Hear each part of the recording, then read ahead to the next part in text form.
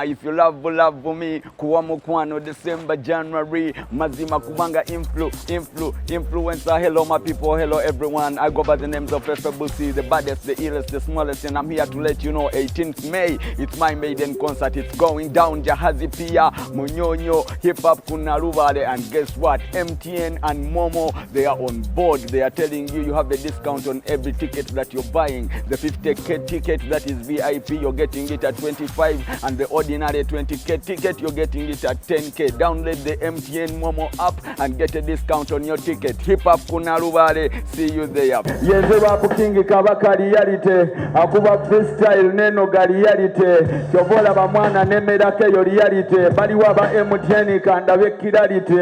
Yo, kino kyenkola kiri abunomo, naye bw'obeera talented kibeera nomo, ate era bw'okikola obulungi kiba pomo, bw'okikola ebulungi ennyo owagirwa MTN Momo.